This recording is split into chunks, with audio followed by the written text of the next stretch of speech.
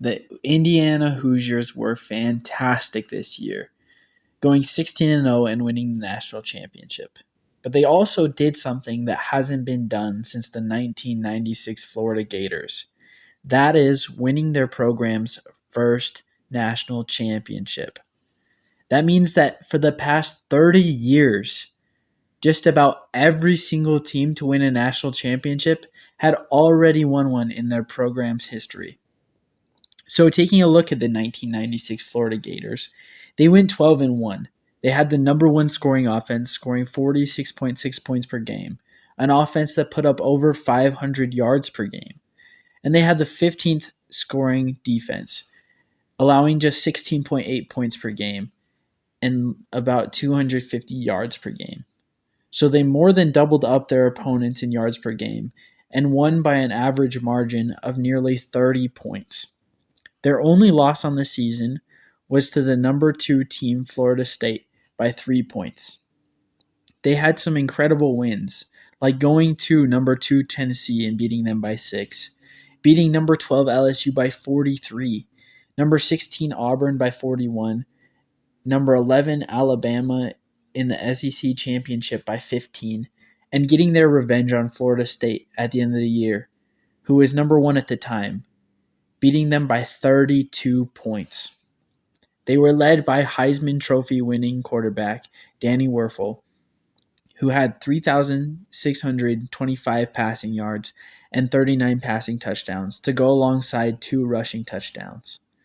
They had a couple of incredible All-American wide receivers.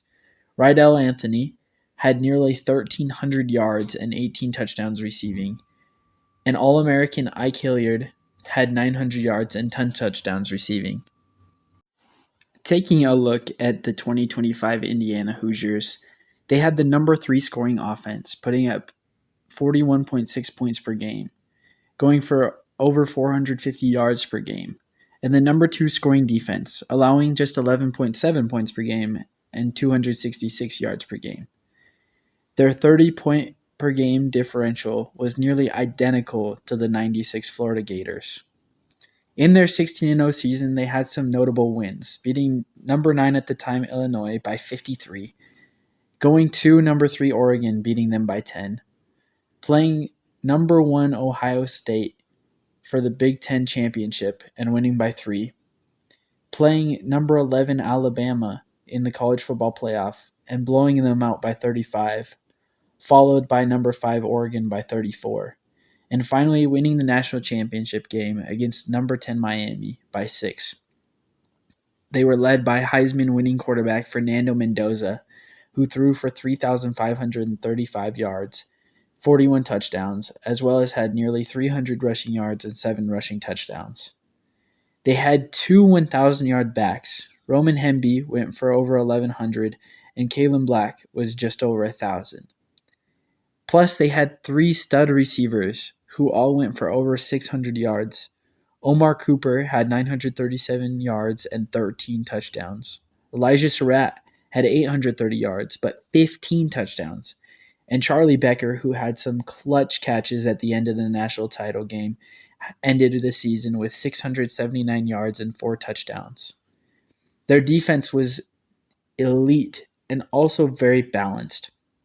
They had 5 different players with 5 or more sacks. Elijah Hardy with 8, Isaiah Jones with 7, Tyreek Tucker with 6, Stephen Daly with 5.5, and Mario Landino with 5.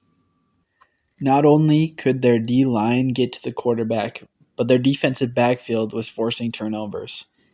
They had 5 players with multiple interceptions. This included Lewis Moore with 6, Amari Farrell with 4, Aiden Fisher with 2, Devon Boykin with 2, and D'Angelo Pons with 2. With the offense and defense playing at an elite level, the special teams was no slouch either. There were only 2 missed kicks all year, going a perfect 87 for 87 on extra points and a great 19 for 21 on field goals. They were a very well-rounded and talented team, and it's so impressive that they were able to get their program their first ever national championship for the first time in so long.